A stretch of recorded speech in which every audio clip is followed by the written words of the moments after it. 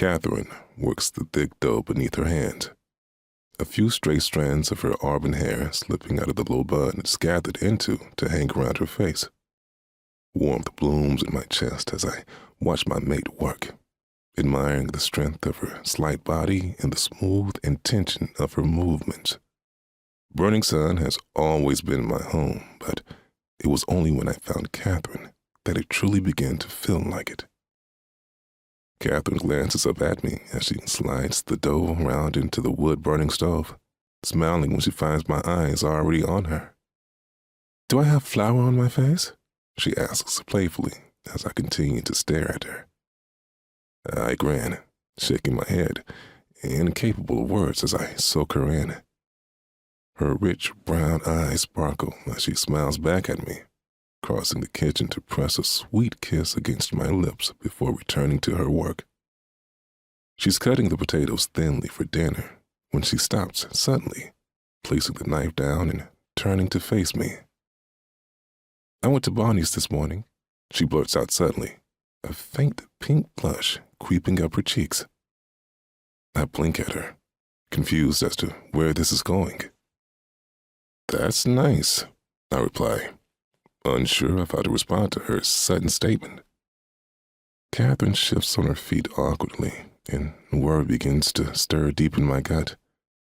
Bonnie and Catherine are casual acquaintances, but they've never really been friends. Bonnie's work at the hospital typically keeps her busy, and Catherine rarely has reason to go to the clinic. Is that why she's telling me this? Is something wrong? Is she ill? I climb to my feet, stepping towards her as I look her over, looking for the source or any sign of something that may be ailing her.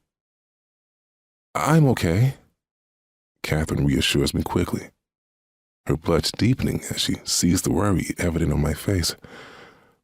I just needed her to confirm something for me." "What would she need to confirm?" I ask, my confusion returning tenfold. "I haven't had my cycle in 2 months, Catherine says, her eyes dropping to the ground as she raises a hand to her lips, biting at her fingernails like she does when she's nervous. I don't follow her logic, and Catherine begins to babble, filling the silence with her disjointed thoughts and explanations. "I mean, my cycle isn't necessarily regular, so I didn't catch it at first. I thought maybe I was just stressed or pushed my body too hard. I didn't really think that." She trails off, glancing up at me, and it finally clicks. "You mean you're—" I ask tentatively. Catherine nods, studying my face, and I'm suddenly so full of joy that I think I could burst. I sweep her into my arms, Catherine laughing as I swing her off the ground and hold her tightly to my chest, pressing kisses to her face, on her head, across her shoulders, anywhere I can reach.